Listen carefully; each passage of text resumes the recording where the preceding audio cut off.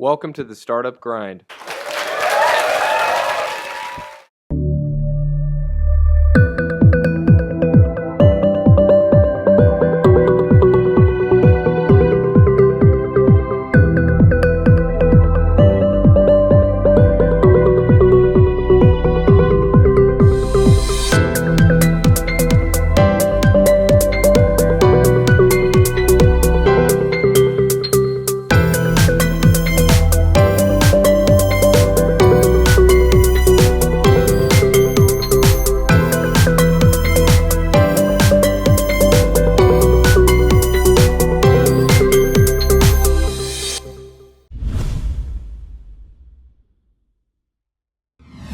Right, today we're going to be speaking to Sylvia, who runs Rubybox. Where's Sylvia? There she is. Okay. So Sylvia has won some amazing awards, a Cosmopolitan Business Leaders Award, and as well as a award from the. I'm eating blanks here, sorry. Let me get my book out. This is terrible. Right. This is what happens. The power goes out of your brain as well. Okay, so she's won Young Leader, Innovator and Job Creators Award in 2013. There we go. Now, Sylvia runs Rubybox. She also runs another one called Manbox. So, Sylvia, can you please come up? Guys, can you stand? Give a massive round of applause for Sylvia Gruber. Woo!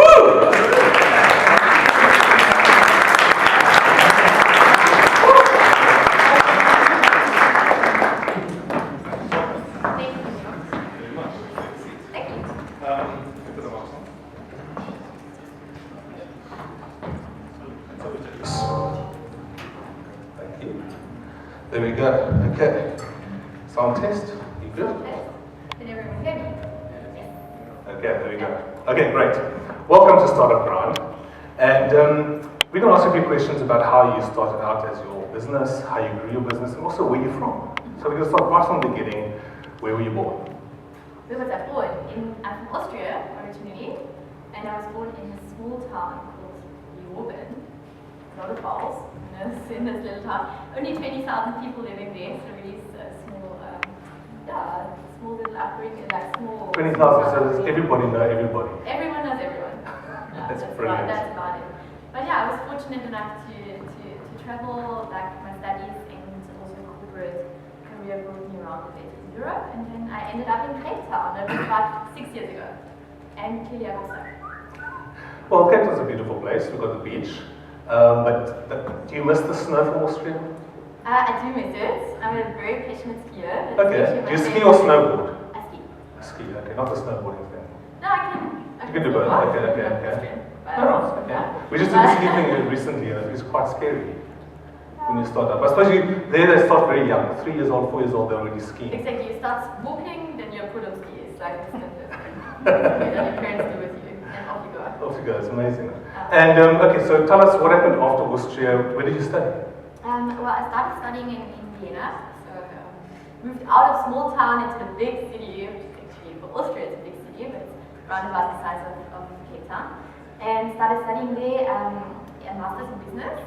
And yeah, I said I was lucky to move around a bit, so I also did studies in France. Okay. And what did you study in France? Well, it was one of the studies. Oh, I see. Okay. So it brought me for a year to France, and then I wrote my thesis in Santiago de Chile, did a couple of internships abroad, and then I. But now, just studying those places, is that where you learn to speak you speak 4 different languages, don't you? Yeah. Okay. Is it because of your studies, or just because when you grew up, your parents taught you the different languages? No, I had an affinity for languages, and I mean, usually like when we go to high school, our language system is quite good, I would say.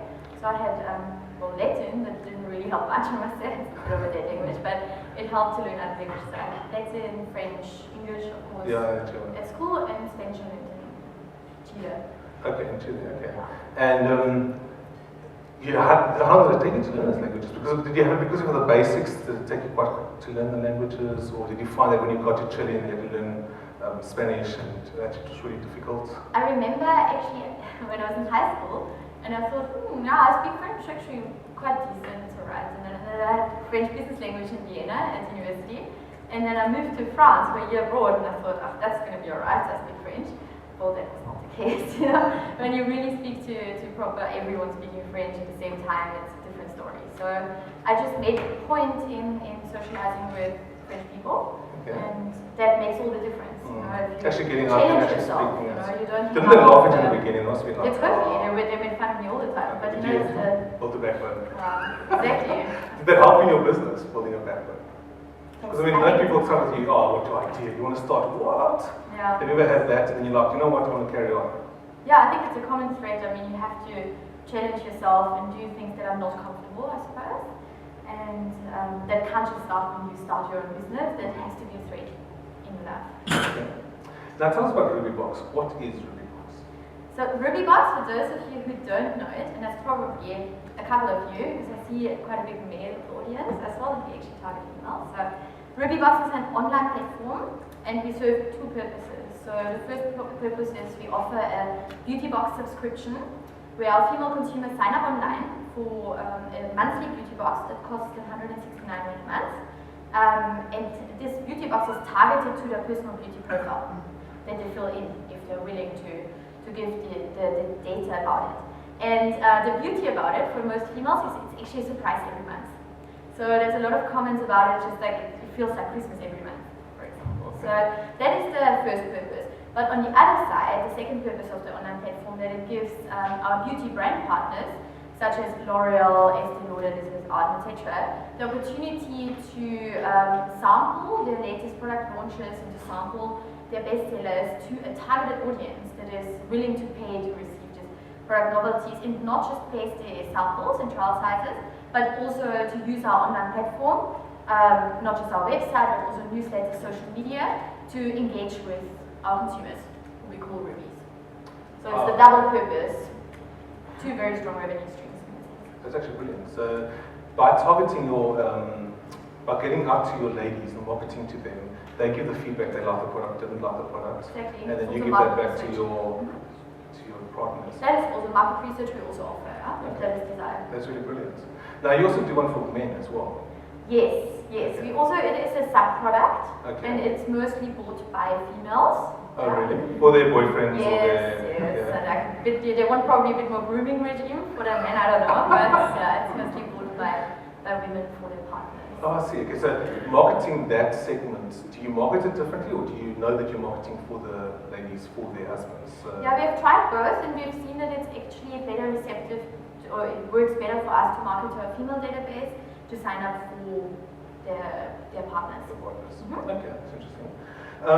Now, when you started out, I mean, did this idea come over? Did you decide, okay, this is what I want to do? Or was it kind of that you started something and you pivoted and changed your business model until you got what you wanted to be? Well, we were inspired. So there is a company called Birchbox.com in the US who launched about a year before we launched. We launched in 2011, for reference. And that is a very similar model. There's a couple of differences to our model, but in general it is very much a try, discover, buy model where they equally have a platform that provides a subscription model together with the online platform for brand partners. And so we saw that in the US, and that actually spread globally. So it was picked up by Rocket Internet, who launched a glossy box in Europe, in Germany, is basically the first move. And they expanded globally relatively rapidly, as we know, Rocket is doing it like that. And we were the first in Africa to launch with Rubybox, and got also very rapidly competition. The second one in the market was Gamebox, and then 6 months later, Glossybox, so Rocket Internet came to the market. Okay, and when Glambox came, you bought them out, or? Yeah, so it was basically competing, the two businesses, and going relatively heads to heads. They did a tremendous job. I think Rubybox was really being very strong in the market. They had one disadvantage on the platform, that they didn't have a recurring billing system. And I think that threw them back a little. Recurring billing system. Yeah, I want to come back to this question. Yeah. Okay, and so you were able to forge ahead because you had that recurring billing system. I think so. Yeah, I mean, just from the size of the market, what we saw, what we achieved, and then we did a VC deal. So Hasselblatt Ventures, a venture capital company, invested in us, and at this same deal, we bought out Gamebox and basically merged the Gamebox database and the Gamebox brand into the Rubybox. Did you see a massive increase in sales immediately after? There was, to be honest, not that much. There was quite a big overlap in database. So, like really the beauty-affine consumers decided on everything beauty. So they really like, there were so many who actually had both subscriptions, so it was quite scary. But yeah, it's easier, right? Because not just from a consumer market size, but also from a brand market size, because we were both competing to work for the same samples, for the same clients. Okay. And that helped. Now, recurring billing. I believe that's illegal to store credit cards in South Africa. So how did you get around recurring billing in South Africa? Well, we don't store them. It's our payment gateway. Okay, Or so the you use a payment gateway yes. that's able to handle that. We use, I love PayFast. I don't know if Jonathan is here. I was actually begging him to establish a recurring payment, but he wasn't ready at that stage. So I couldn't unfortunately work with him at that stage, but we're working right now with MyGate. Okay. And initially there was not even in South Africa a recurring billing payment gateway. We worked with True Checkout, who was in the US, and who actually provided services to all these countries who actually were a bit outcasts in a way for payment gateways, and incredible fees, very expensive, and exchange rates obviously. But you decided. But it worked fast, and it was really this determining factor. It was really good that we did it. So in the beginning you lost more because you were paying more out for these fees. Yeah. But in the long run it was a much. In the long run, we were strong in the market through that. Yeah. That makes a difference. Now, starting up and you're growing, how did you decide your first employee? Okay, now it's time to start up a company. Who did you hire, and why? Well, okay. Well, in our case, when we started off, we were self-funded. That makes a difference, right? I mean, we were looking, obviously having a very limited budget to work with. We worked around my kitchen table and my business partner's gardens to pick the boxes and store them. So it was very very startup at that time. That was Marky, eh? So Margot, exactly. And the first employee we had, she's actually doing very well. She's still in the beauty industry and very strong. Was right from varsity, hired her for an internship, and she did really well, and we hired her 3 months later. Okay. And the second employee who's still with us now, that was then already a more experienced. Still junior, but more experienced from the beauty industry. So you can industry. boss them around, and because you're all over the place, so you need somebody that can actually handle that, right? But coming back to the question, the first employee, we definitely needed an all-rounder. Okay. To answer a little bit more precisely, because in a startup, if there's so few people, and anyways everyone did everything, then you need someone who isn't shy to learn new trades, write, answer customer service query, pack a box, and make the tea, of course. Not really that, but yeah, anything and everything, and definitely open to learn, and doesn't necessarily want a job description as such. Okay. So you started scaling up, you got your 1 to 2 employees. From there, did you decide, okay, we need to get more serious, we need to get more, you got more established people coming in on board. And then you merged with, Hassan Petter came on and funded you guys. Yeah. When they funded you, did they come on and say, okay, we've got to do this? And talk us through that process. Well, so looking for funding, that's obviously a bit of a process, takes a bit of time.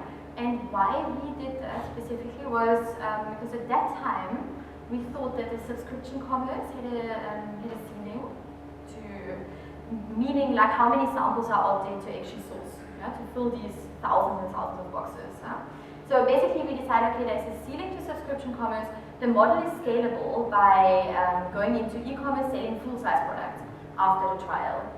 And in order to do e-commerce, learn the stock investment, the different level of complexity through the number of SKUs, through the number of warehousing and everything, we decided we need investment. And not just for the stock purpose, but also staff purpose and marketing getting bigger. So the idea came up, okay, if that should be a serious business, we will need investment, we will need funding to actually grow to scale. And then the process started to looking for funding. That took me about 4 months to close the deal. Yeah. That's not bad, I suppose.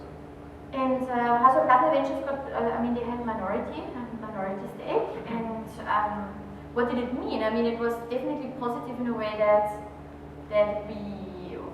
we got a little bit more regulated on finance. It wasn't such a gung-ho process of, like not proper cash flow and P&L and all that, because I mean, we somehow had financial planning, but we didn't quite get the thing right, I guess. So that's helped to get the VC on board and have proper processes and correct accounting in place. And obviously people who have experience to challenge you and ask questions and ask the right questions. So it was a great experience and definitely helped the business. Do you think that helped you when it came to getting funding from Naspers? I think so, because we already had proper management accounting in place, which we might not have had otherwise. Yeah. Maybe we would have had it, but you know, it would take a longer and might have been correct or something. Yeah. Okay. So there was already a certain level of trust in the business. Someone else had vetted it before. Someone else had put correct procedures in place. I think that definitely helped. I mean, that's my guess now. And were you growing bigger that you decided to need to go for now a bigger tier you get from Naspers, or did they approach you? How did that process work? That's a funny story. I don't know how many of you know Jeff Cohen. He's the CEO of 24.com. And what's the place called in Long Street? Neighborhood. I was out at Neighborhood with friends. Neighborhood, yeah. Very strange. And suddenly Jeff Yeah, was standing next to me. yeah. And we were chatting about my business. I actually didn't know him by then, but obviously knew of him. And and we were chatting about the business. He told me, he asked me what I thought about a vitamin subscription. And I was like, no, I don't like it. And they were about to launch that basically, but I didn't know that. Right? And then, that didn't quite, they decided not to continue to do it. Okay. And then he came back to me thinking, maybe beauty is the right way. way to go. Very good, very good. So luckily, maybe sometimes going out. And then, what is your role now? You're also involved with Endeavour. Yes. Tell us a bit about Endeavour. What is Endeavour? So Endeavour is a global organization that brings entrepreneurs and also mentors together, and big businesses and definitely funders as well. It's a very good source to reach out if you're looking for investors and funding. So Endeavour is an organization. How to become an entrepreneur? It's quite a long process. Like you have to go through interviews, selection process, international selection panel. I was lucky, mine was in Johannesburg, so I didn't have to fly all over the world. But yeah, it's an organization that vets entrepreneurs. You have to have a certain size of business in order to apply. Also, E&Y does a little audit of your financials, and then once you manage to get into the program, there is a certain level of mentorship that comes with it. And we also, our business was lucky, we had actually a consultant from E&Y joining our business. And what is your role in Endeavour? Well, I'm still an entrepreneur, so I'm still on the receiving part, I suppose, but I'm also, at the same time, you're expected to be there for interviews, so also conducting certain interviews with potential runner-ups, and but right on the low level, I wouldn't be on the selection panel as yet, so running runner-up interviews, and at one point of time, then you're an alumni. No, that's very great. So it's basically a support structure for entrepreneurs and businesses going on. I think it's a bit like YPO, like an that's organization, EO, so these two That's brilliant. Now coming back to Rubybox, you guys have launched your own brand. Yes, so, that's right. Rubybox. And why did you decide to go from a subscription based from using other suppliers to actually having your own brand? So that comes back to when I mentioned we were concerned about the scale of the business on subscription level. And it's the truth. I mean, you won't always be able to fill all the boxes with free samples, because there is only a limited amount of samples and trial sizes available from suppliers. And also in 1 month it might not fit them to sample because it doesn't fit into the general marketing plan. So we decided, rather than buying stock, because once you buy stock you can't really source free samples anymore. We knew we had to buy, however, so we decided, out of the need, well, then we produce our own. So it was actually more tactical as first than strategic, and these products were received so well, I mean incredibly well. They actually showed the best repurchase rate. It's probably because the brand we built, we're strong in brand building, and we have a big loyalty from our consumers. So we were lucky enough that the brand caught on, and our rubies, our consumers as you call them, really caught on to this brand and has the best conversion rate on all brands. And to date, we knew it was a bit of a risk that potentially other suppliers say, well, if you feature your own brand, this actually cannibalizes us, but to date this hasn't happened. Okay. And yeah, we've managed to build quite a wide SKU range, and at the moment we're also working on a deal to potentially place it in retail for a project. Oh, phase. that's very nice. And are you going to be using like local? Okay, actually, there's two competitions that we are running at the moment. The one is the Twitter competition. So if you guys type in #CPT and you ask a question or you sum up what Sylvia is saying, the best tweet, not the best retweet or the best yes I agree tweet, the best composed tweet gets to win a prize. Thank you, Sylvia, for those. And we also have a business card competition which we will hand out afterwards. Okay, so don't forget. And then also don't forget to ask you questions on Slido. Just go to slido.com and just type in start CPT to join. And you can vote up and down to see some nice questions going through there. There's also a question over here. How did you bridge the gap between being a salaried employee to an owner entrepreneur? Okay. It's tough to do this step, I must say, because it's a big risk you take. And I shortly mentioned before, I think I had it wasn't big yet, but I was in a corporate career and had a corporate career path for C. And it's opportunity cost at the end of the day. I think as an entrepreneur, you have to be very honest to yourself to count up all this opportunity cost, because we sometimes forget that. About all the salary we forget, or we can't pay ourselves, monthly, especially in the beginning. And how did I bridge the gap? I mean, I had savings from Europe, so I had a good corporate career, so there was definitely, and there wasn't that much investment required either for Rubybox in the beginning, but certainly, as said, there wasn't that much investment required. However, I had a big opportunity cost, and that is where we shouldn't fool ourselves, because of course I didn't pay myself a proper salary at all. So how did I bridge the gap? I just decided not to earn that much and hope for the best. So it's a risk you take. I mean, it's a calculated risk, but with a little mix of crazy, I suppose. Did you? You've got to be slightly strange to be an entrepreneur. And starting the company up, I mean, you're taking this leap. How did you find the initial traction? That's just the next question. How did you get your initial momentum back in the early days of Rubybox? So our initial momentum, that was quite interesting. My business partner, Margot, worked at Glamour magazine at that time and was beauty editor there. And that helped us on momentum with the brand partners, who are very, very tricky in the beauty industry, because the brand name for them is so hugely important. Placing like a L'Oreal product in something that is a little bit, who knows what that is and how long will it be around, they wouldn't take the risk. So that definitely helped that Margot had the clout in the industry and was trustworthy to the suppliers. That was hugely important. And also as a beauty editor, she had very good relationships to the press, online bloggers as well as offline press, and that helped to get immediately featured.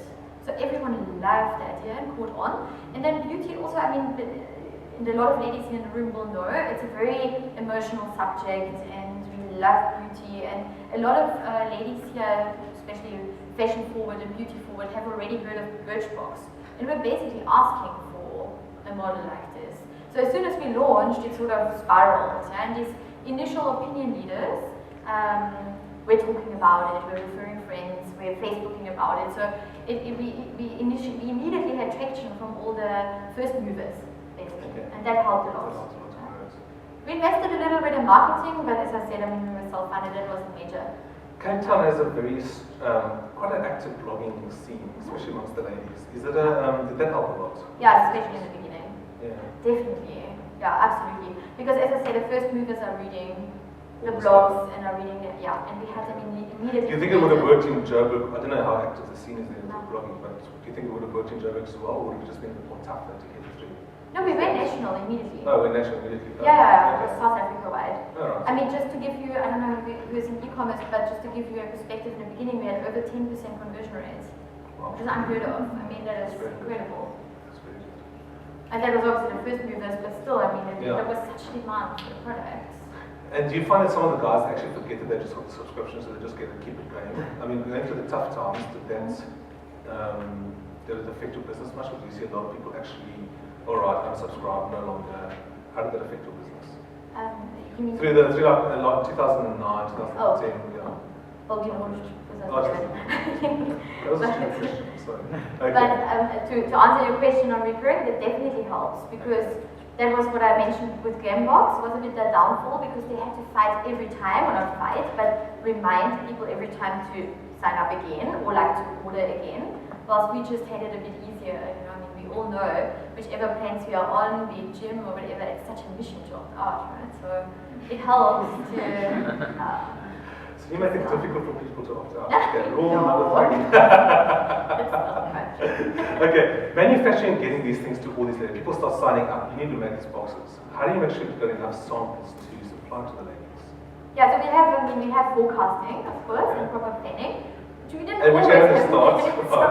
start. We had assumptions, but in the beginning it wasn't so I think professional. about 1,000 people going to sign up and then one signs up. Yeah. Right. Okay. Yeah, no, now it's proper buying plans and forecasting Okay. and everything. But how do we make sure? So first of all, there was some assumptions. Yeah? And then we sourced products from brand partners.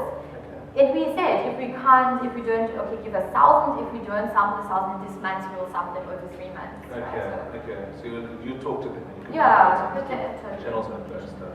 And it's quite a small market, so if you make, you have to tread quite lightly around them and not play them off each other, because that wouldn't be the right way to run the business. No. There's always category exclusivity in every box, so there wouldn't be 2 day creams, there wouldn't be 2 mascaras from competing brands, you know that. And then the actual manufacturing and putting these boxes together, how does that process? Yeah, so we initially, when we started, we actually found an organization, Adonis Musati, it's a refugee organization that provided us, or that helped us to, so we employed some ladies from the organization, and they're actually still with us, and they packed the boxes. Right. We also did, but you know, like, once it goes. Do you have like a central warehouse? Because when you are national, so you have a central place, and from there goes out to all the different. Yeah, it's right at our office. So luckily, beauty products are not that big, so we're not out somewhere in industrial. We can sort of afford to have it in town. But but we operate just 1 floor down from our office, it's our warehouse, where we do everything right now still ourselves, so it's not outsourced. And with your brand, is that do you do your own manufacturing? Yes, it's I mean, we don't manufacture, but we have manufacturers we work with, and it's from all over the place. We have a supply in China we work with, which is really, really good, and then we work with a middleman in South Africa who sources from Germany, Italy, a bit all over the place, also Eastern Europe, and they also work with the major retailers in the market, so they're very good.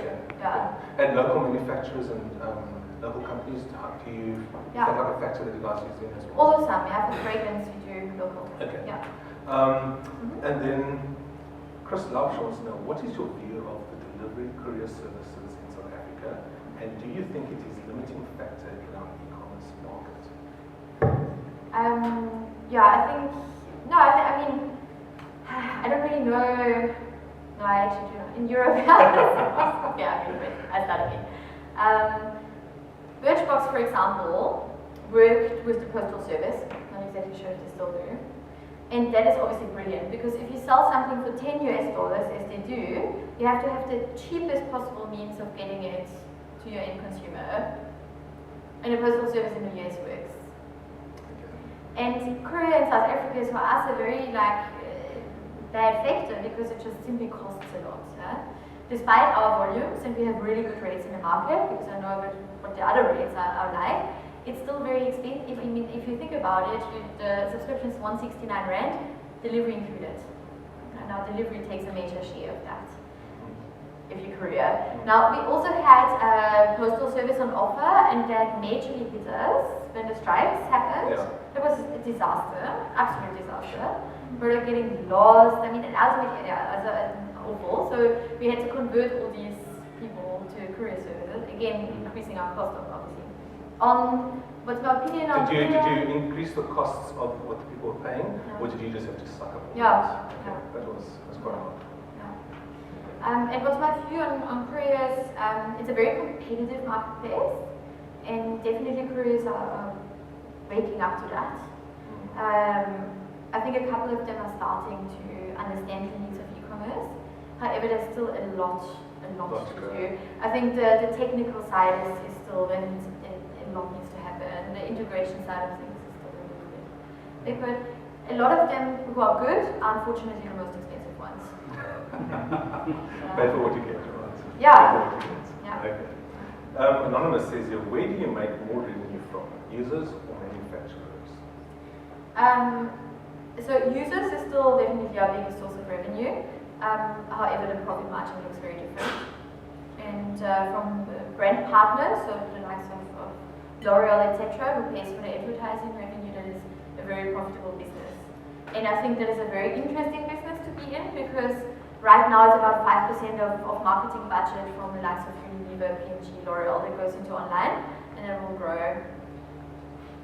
So there's room for growth, and it's very nice profit margin. Guys, please put some questions together. We're going to be having a roaming mic going around, asking some questions just now. We're just going to ask a few questions here, and then we're going to go over to some actual personal questions. South Africa's current online environment is tough, with many players having left the market. What do you have to say about the current rumors that Rubybox is drunk and unconscious?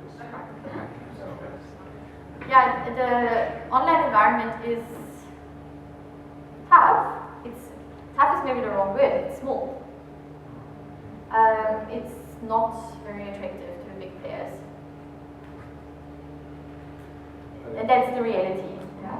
So, is there demand in the market? Yes. However, I think in an e-commerce space, I believe that it might jump what we've seen in Europe and the States, and it might go more to a multi-channel retail environment, where the likes of Mr. Price, Woolies, etc., are using the effect of click and collect, which is also becoming more and more of a trend, obviously. But I think it's sort of this African phenomenon. One thing gets, jumped over, like Africa's a mobile market, and was that faster than the developed world. So yeah, e-commerce is a bit of a tricky one. It only can work with scale. Now, so I am a bit of I'm a skepticist of pure e-commerce, and I've been speaking a lot about Rubybox not being necessarily that. We do subscription commerce, and we do online marketing for brands. We have stepped out quite a bit of selling full SaaS products. Okay. The big companies are putting out more and more of e-commerce, that's correct. Right, next question. How do you deal with any customer dissatisfaction about the service or quality of the products? Customer service. There we go. 101, let's go. Well, we, to put it honestly, we definitely are not 100% getting that right. Yeah? That is one of the biggest things we have to work and improve on. However, that said, I think what we really live by is we treat our consumers as friends, and we treat them very like one-on-one. Yeah? So we talk to them individually. If we get it wrong, I will write them, and I will write them under my name. And I even post under my Facebook profile back to them if there's a problem. I really like that. I really want them to know who is behind it. So we also on our platform, we show everyone who works at Rubybox and about us. We put names to the brands, actual faces. So we definitely try our best to deal with consumer queries. We have a customer service strategy meeting tomorrow morning. Again. But I think where we need to get better on is closing the loop, not just when the problem arises, dealing with it, but really being proactive rather than reactive, keeping constant communication. The biggest struggle we have is on where's my box, when there's basically delivery issues. And I think the more you communicate to consumers and better integrated you are with the delivery service on them, constantly sending messages, where's the box at this point in time, it is going to leave now. And the market has also become more demanding because some players have done very good initiatives on really improving courier service, and the market, and rightly so, doesn't want to hear what we currently still are doing. You will receive it within 5 working days. That is not clear enough. That is not precise enough. So, yeah, we're working on it. Good. And you've done both bootstrapping as well as being funded. when a company starts out, what advice do you have on that? Would you go bootstrapping, or would you go funded, or would you go through a growth accelerator? What is your It depends on the model and what you need, but I suppose what funders usually want to see if you need funding. If you don't need funding, perfect. I think that's great. Why not? Yeah? I mean, get it profitable and run it and live it and love it. But if you need funding, then I suppose every funder wants to see a certain proof of concept. I haven't seen in South Africa necessarily so much funding before there's a company that actually makes some money at least already and can prove that there's something behind it. I find actually the investor scene is quite conservative in that sense. Yeah. Okay. But I mean, I can't really say that it's Do you very think there's general. enough money out there for venture capitalists? As in, enough money for you to go and find and get funded in South Africa? I think funders right now are looking for scalable and ideally regional up to global models. Okay. So if you don't have that idea, it's not going to work. From what I can see, there's not so much interest in pure South African. Okay. In an e-commerce sense, Yeah. starting up an e-commerce company, I want to now also become a subscription based on toilet paper. How what advice do you have for me? Subscriptions. Proof of concept. Everybody uses toilet paper sometimes. Well, yeah, I wouldn't advise you not to, to be honest. But yeah, no, I mean, I really believe definitely a proof of concept makes some money, and funding should only be necessary if there's a real reason for it to be, and funding should only be necessary. I mean, the company should be able to be profitable by itself, and funding should only be necessary if there's real growth plans regionally or globally to bring it to a scale that you couldn't without funding. Okay. I think. Some questions. Where's the microphone? There we go. Who's got a question? Oh, Sylvia. Anybody got a question? Nobody? Oh, there we go. There's one at the back. Okay, just push the button. There's a little button. Just push it on. Now. I'm sure everyone can hear me. Oh, okay. Yeah. So you started Rubybox for whatever reasons, right? So, self-employed, flexibility, independence, whatever it might be.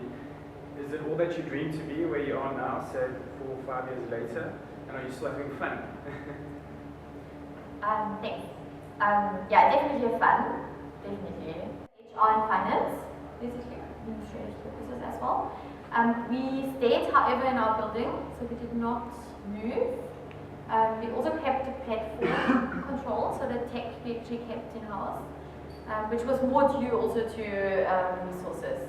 They initially actually wanted to run it, but it just didn't quite happen. What did it change? So basically administratively it changed a bit.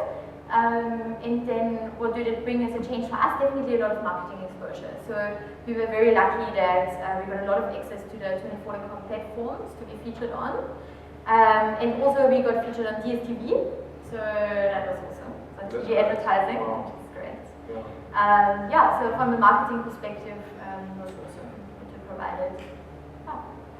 There's apparently, I read an article, 64 or 6 million unique browsers and all of that on 24. So with all this exposure, did your turnover suddenly scale and your business suddenly scale? There definitely was growth. Okay. To be honest, it wasn't that targeted, integrated as we probably could have done it, because there's potential targeting options, but we did not do that at that stage. But let's put it like that, traffic definitely scaled. Okay. The conversion rates went down because it was more untargeted traffic. Sure. Okay, so now you've got a lot more, your database has grown, but Yeah, your conversion exactly. rates have gone down. Exactly. But all in all, I mean, yes, it definitely helped on our subscription revenue side. However, the simple fact of being able to have this brand exposure and also being able to place brand partners partly helped us with negotiations on the B2B and the business-to-business side. Okay, so I think actually that's helped what on it the other helped more side. with. Yeah. Okay. And DSTV, that And is it gives kind some of impressive to the credibility price. behind the brand. Exactly. Okay. That's what it helped me with, to be honest. Any other questions? Okay, we'll come back to the person in the back now. Go ahead. Sylvia, before the media commerce exposure that you had in the beginning when you were growing the business, you talked about proof of concept, but part of that goes with traction and database growth. How did you grow your marketing and your social media databases so quickly in the first year? So, so I was mentioning earlier, definitely press helped us. So our features we received, and I remember specifically, if anyone was interested, you and Hexenot actually was the #1 driver from all the press exposure. That was incredible how much traffic that brought us. In terms of social media, we have just under 55,000 fans, so that is on Facebook. So that is quite a good number for the South African market. And how we achieved that was, I actually never thought it would work so well, but competitions actually do work well in the market, very well. And how we usually do them is we partner up with bigger companies on, for example, we partnered with Travel Stars you can win a trip to Mauritius. Yeah. And that then really acquires tens and thousands of database entries. And I mean, the trick is also that you pick a competition price, ideally, that requires some additional spending. So it does attract sort of the right market that can afford a certain price point to spend on luxury. Even if 169 rand is very little, it's still sort of a luxury spend, right? It's not a necessity, right? So you pick the right price, you pick the right partner, you do a competition. Database entry is usually quite easy, and then we converted the database entries into also social media following. But our biggest conversion from marketing channels is definitely EM, so email database marketing.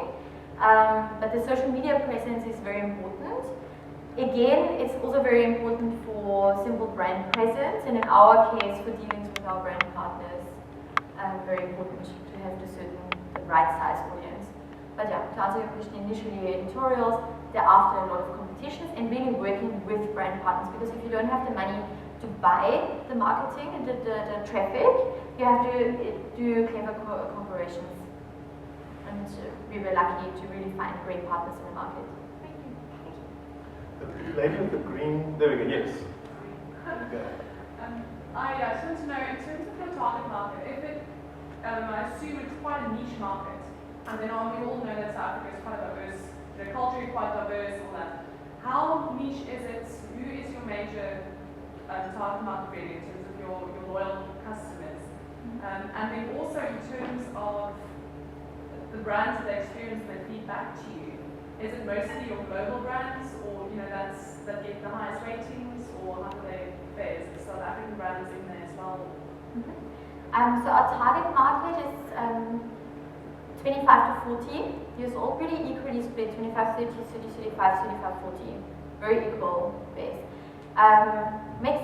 Probably makes sense. You have to have a check card with the CVV code behind, or bank account, of course, with a debit order. Enough money, it's a little luxury to afford, so you should earn enough money, play with it, and have to need to find the right product for you. From Gauteng, it's mostly our market. In terms of ethnicity, we're working quite hard on getting that more diverse. There's about 15% black audience, but still very strong on a white market, which we are working to address, because obviously the beauty brands really want to tap into the up and coming, obviously, black middle class. So it's very important that we get strong in that market, but we already have grown it very much in the last year. So our profile is actually, I wouldn't say that niche, it's actually really a group that a lot of brands want to attract, and not just beauty brands, but we also get requests from the likes of chocolate brands, who want to actually attract a female audience, and speak to them. So a lot of chocolate in a box is never a bad idea. Yeah, I've done that already, yeah. So, but as I said, in ethnicity, we obviously have to work on it. In terms of profile, we know so much about our consumers because they fill out quite an in-depth beauty profile in order for the boxes to be targeted. So we would know what is their skin concern, do they suffer from pigmentation, or is that a problem for them, or do they have coarse hair, straight hair, thin hair, whatever. So we ask lots of questions, obviously their age we know, but beauty profile specific, and also lifestyle questions, so that really brands can target. Hence, to answer your second question, we really make it worthwhile for all sort of brands, because a lot of the global brands sometimes just want to sample mass, right, and reach everyone. Like especially with fragrances, sometimes it's not that target and who they want to reach. It could really fit for a lot of people, and then they do the full run. But like, for example, an S, which is a local brand, would say we want to target people who actually have interest in organic products. And we have this question in the beauty profile. And then it again makes sense for them. So I think it really, the appeal is there for a vast variety from local to international, small to big brands. And they have different sampling runs. So the one does 500, the other one does 5,000. Yeah, so. Have you ever had anybody actually get like a rash or a... Put something on, and it's just your body. Because have you ever had an allergic reaction? That's what I'm thinking. We actually have, To your products when you're going out there. Yeah, it's not in our necessarily products, but Sure. we had, and that is a common thing that can happen. Yeah, and in that case, we obviously refer to the manufacturer, connect them, because we won't be able to answer all these questions, and obviously accept the return. I mean, that's for sure. But we'll get the manufacturer involved. Okay. Yeah. So they can actually find it from that. Okay, that's great. Yes, but these manufacturers, I mean, they do proper testing. Still, it can happen, but that was maybe I can count them on one hand. All right. The amounts of incidences we had. Somebody else had a question. Yes. Yeah. When you built over the last few years, how do you find the right people and build a team?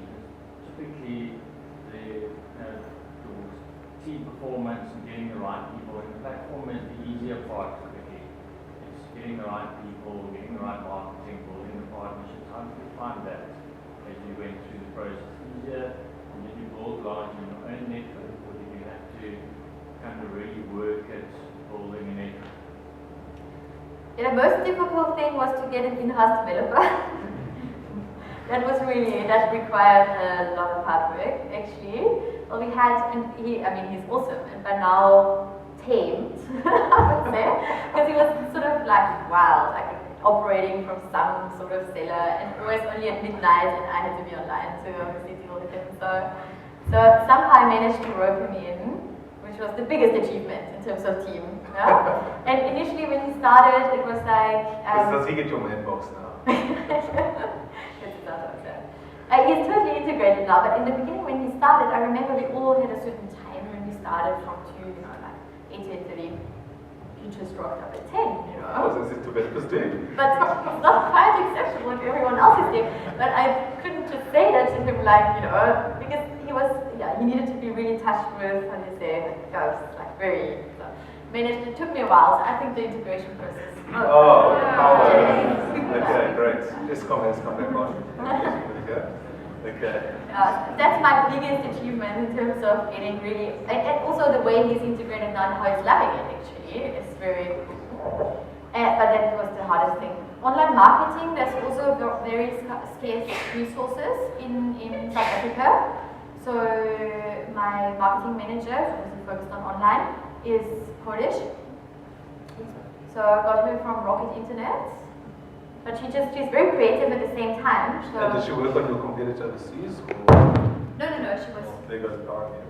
Oh. Okay, we want to pay on No, she was actually working at 5 Rooms when I basically met her.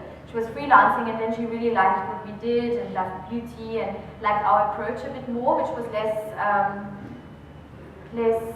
only based on numbers, but also intuition partly and branding, which Rocket Internet is not necessarily known for the branding side, the creative side. But her skills, I must say, it's quite hard to find in the market. I think it definitely improves to get more and more skills. And so those were probably the two most difficult ones to find. And over the time I learned that I think it's very important that you have your team equity figured out. And as much as you have your business equity and your brand equity, printed out in the boardroom, you should, I think, have your team equity in the boardroom and hire accordingly the people so that they fit into your team equity and get along with people and also fit what you're trying to achieve. I mean, we have a very specific type of style of people we look for. Cool. One more question? No? Right. Okay. Done. Sylvia, thank you very much. We're going to have some prizes now. So, okay, right. We're going to be having prizes very soon. What we can do is we can please pass around the bowl for the business cards. Here's the business card bowl. There we go, there we go. Check that out. You can please put your business cards inside there. And then after this, we're going to have another hour of networking outside, so everybody can get to chat to you and find out actually meet the great Sylvia Gruber. And right, okay, where's the ball? Where's the ball? Is the ball going? It's going right over there. It's going very slowly. Can somebody help me with the ball? Okay. What you are going to be doing is you're going to be doing how's the Twitter competition going? Are you conferring? Okay, the judge's decision is out at the moment. Yeah. So we'll be coming back with a decision very soon. Okay, everybody. Don't worry about it.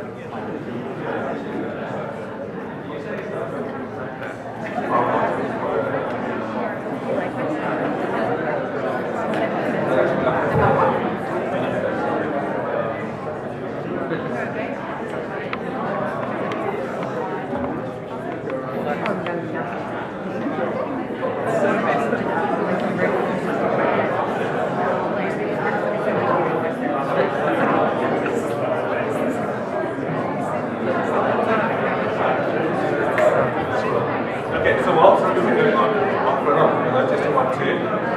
Right, okay. So we'd like to, thank you guys. Testing 1, 2.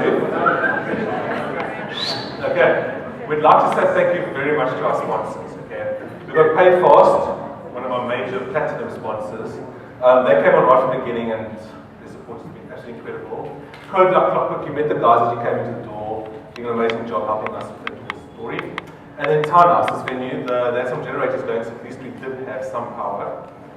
Cape Town Magazine as well. How many of you guys came here as a result of seeing a Cape Town Magazine article? Can you just raise your hand?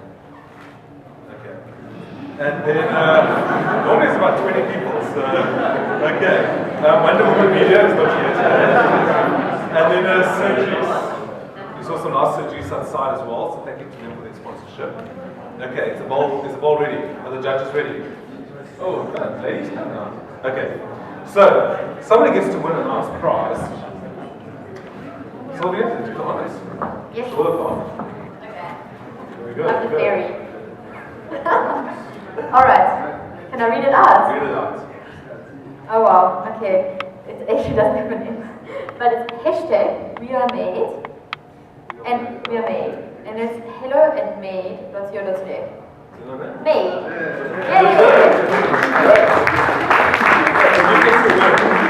That's amazing, Rubybox and a man box. So the man box is for you. Yeah. Yes. And the lady box you can give to your partner, whoever or whoever it is. Congratulations. Congratulations, thank you very much. Okay, great. That's the business card. Twitter competition. Come ladies. Yeah, we got Done. Okay, here we go. Okay. That's it. Wonder Woman Media is here. Okay, where's the microphone? Yeah, thank you. There she is. Wonder Woman Media is here. Not the red head one. Yeah. Okay, there were a lot of, expectedly, a lot of fantastic women tweeting today.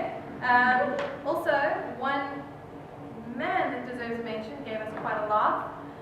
As the sun sets and the lights stay out, things are becoming more atmospheric here at Start CBT. Hashtag Escom can't stop us.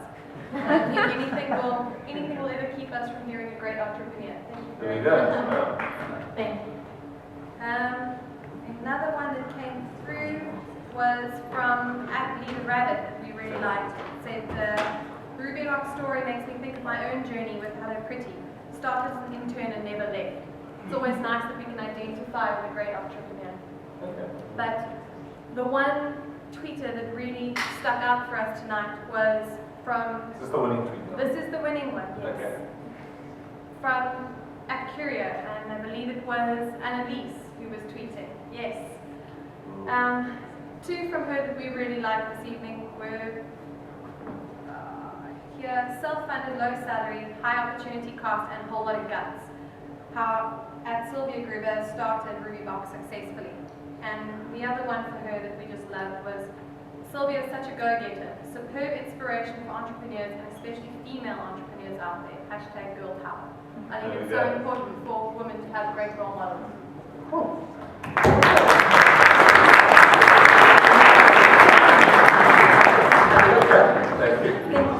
Well done, Elise. Thank you very much. Okay, and we've got one more. Right. We can do another business card. How's that? Thank you, Sylvia. This is really cool. Ask to bring two such a good breed. See our chocolate show. Okay, so Nicole, let's see. There we go. My second, right? Nicole, Lacey, perfect. Okay, from Brand Live. Imagine tomorrow, today. I like it. There we go. Well done. Congratulations. Alright, there we go. Perfect. Okay. And now I'm also going to prize it. It's a really awesome TomTom One, South African TomTom. Sponsored by One Day Only. To claim this prize, you have to put your lanyards over. There's a little station outside. Hang it over there. We're going to draw one out of there in the next 15 minutes. And the one that we draw gets to win this prize. It's a rack. It's a rack outside. Okay, great guys. Thank you very much for coming, Sylvia.